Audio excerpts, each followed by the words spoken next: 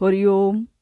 আজ আমরা পাঠ শুনব শ্রী শ্রী স্বামী স্বরূপানন্দ পরমহংসদেবের লিখিত গ্রন্থ ওম গুরু থেকে। গুরু ও শিষ্যের অভিন্নত্ব। আমার সংস্পর্শের প্রভাব যদি আমৃত্যু তোর উপরে না থাকে, তবে আমার সংস্পর্শই মিথ্যা। চেষ্টা করে তুই কি করে দূরে পালিয়ে থাকবি? আমার অকপট কল্যাণ বুদ্ধি তোকে আমাকে অবিচ্ছেদ্য করে রেখেছে যে। গুরু আর শিষ্য দেখতে দুই, কিন্তু প্রকৃত প্রস্তাবে একটা অভিন্ন বস্তু। দীক্ষার বয়স। দীক্ষা অল্প বয়সেই নেওয়া ভালো। আবাল্য সম্বর্ধিত অভ্যাস মৃত্যুকাল পর্যন্ত সুদৃঢ় থাকে। তার প্রভাব সুদূর প্রসারী হয়। সংসারে কাম কলুষে ডুবে গেলে তারপর মনকে ভগবানে বসানো বড় আয়াসসাধ্য হয়। এজন্যই প্রাচীনকালে 8 বছর বয়সেই যজ্ঞোপবীত সংস্কার হতো এবং জগতের কঠিনতম মন্ত্র গায়ত্রীতে তপঃসাধনা শুরু হতো। বাল্য বলে বয়সের উপেক্ষা করো না, বাল্যেই করিতে হবে ব্রহ্মের সাধনা। তবে একটি কথা আছে, বুদ্ধিবৃত্তি যার একান্ত স্থূল, তার বুদ্ধি বিকাশের উপযুক্ত বয়স পর্যন্ত অপেক্ষা করা সঙ্গত। অল্প বয়সে দীক্ষার কুফল। অল্প বয়সে দীক্ষা নেওয়ার একটা মন্দ দিকও আছে।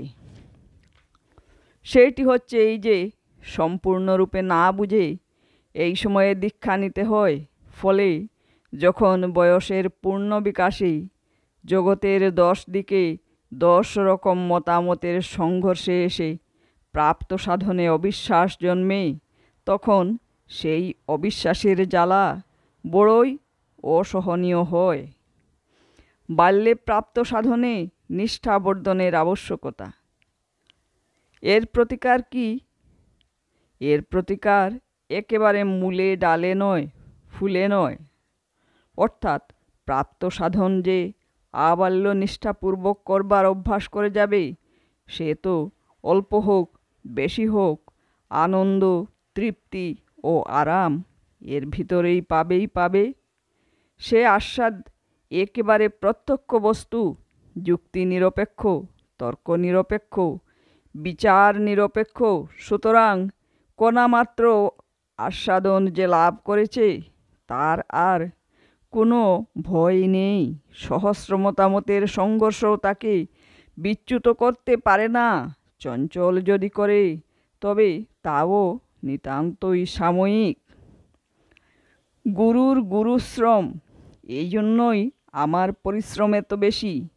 আচার্যেরা বয়স্ক ব্যক্তিদের সাধন দেন, যারা সংসারের অনেক দুঃখ পেয়ে সাধনের আবশ্যকতা অনুভব করে বিশ্বাস নিয়ে এসেছে শান্তির আশায়। আর আমার অবস্থা তার বিপরীত। জগৎ কখনো জানবে না একটি ছেলের পশ্চাতে আমাকে কত রক্ত জল করতে হয়েছে। একটি ছেলে বিপথে গেল ত্রিপুরায়, ঊর্ধ্বশ্বাসে ছুটে এলাম বাঁকুড়া থেকে। কতকটা রেলে, কতকটা হেঁটে, খেয়ে আর না খেয়ে। এ তো গেল স্থূলতম শ্রম। তারপরে বাপ চিঠির চোট। এমন ছেলে আমার একটিও নেই যার পিছনে 5-7 টাকার ডাক টিকিট না খরচ হয়েছে। কিন্তু এটাও স্থূল শ্রম। তারপরে এলো মানসিক শ্রম। যে ছেলে যখন চঞ্চল হচ্ছে, তখনই তার দিকে অবিরাম শুভ সংকল্পকে তীব্র তেজে চালনা করে করে শরীরখানা কত ক্লান্ত, কত শ্রান্ত হয়ে পড়ে। তোমরা তার খবর জানো না। শ্রমের ভার এই জড় শরীর বইতে অক্ষম হয়। যৌবনের উদ্দাম উন্মাদনায় যুবকেরা যাবে ভোগের উচ্ছৃঙ্খল পথে, আর সংকল্পের শাসনে তাদের অজ্ঞাত সারে আমি রাখব তাদিগকে আদর্শের সঙ্গে দৃঢ়রূপে বেঁধে। এই যে লড়াই, তা তাদের করতে হয় না যারা পরিণত বয়স্কদের জন্য এসেছেন। কারণ পরিণত বয়স্কেরা সৎযুক্তি বুঝে, অতীত অভ্যাসই তাদের প্রধান বিঘ্ন। কিন্তু যুক্তির অঙ্কুশ তাড়নে মদমত্ত মনকে বাঁধবার প্রয়োজনীয়তা বোধ তাদের আছে। যুবকের সে বোধ নেই, বুঝাতে গেলেও বুঝে না, কারণ জীবনের তিক্ত অভিজ্ঞতা হতে সে বঞ্চিত।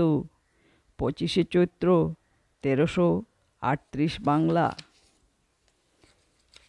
বহুপন্থার দুষ্গুণ। অনেককে দেখা যায় এক স্থানে গুরুপদেশ গ্রহণ করে তারপরে নানা স্থানে নানা মতের নানা পথের উপদেষ্টাদের সঙ্গে মিশতে আরম্ভ করে। এর ভালোর দিকটা এই যে একটা বস্তুকেই নানা দিক দিয়ে নানাভাবে দেখবার রুচি, প্রবৃত্তি ও সামর্থ্য জন্মে। মন্দের দিক এই যে পরস্পর বিরোধী বলে মনে হয়। একই বিষয় নিয়ে এমন নানা যুক্তি শুনে শুনে ইষ্টনিষ্ঠার হানি ঘটে এবং নিষ্ঠাহানির সঙ্গে সঙ্গে সাধনে নিরুৎসাহতা, নিরুদ্যমতা, অবিশ্বাস ও এমনকি বিদ্বেষ পর্যন্ত এসে পড়ে। যেমন মধুমক্ষিকা নানা ফুল থেকে মধু আহরণ করতে গিয়ে অনেক সময় এমন মধু আহরণ করে যা স্বাদে মধুর হলেও কাজে বিষ। পাত্রভেদে দুষ্গুণের তারতম্য। কিন্তু বহু স্থানে গতায়াতের দুষ্গুণের পরিণাম যে সকলের পক্ষেই সমান হবে তা নয়, পাত্রভেদে তারতম্য হবে। কোনো ব্যক্তির পক্ষে বহু উপদেষ্টার সঙ্গে সংকীর্ণতার সংস্কার মুক্ত অতীব তীব্র সাধন স্পৃহার জনক হয়। কোনো ব্যক্তির পক্ষে ইহাই আবার নাস্তিক্য বা অবিশ্বাসের স্রষ্টা হয়।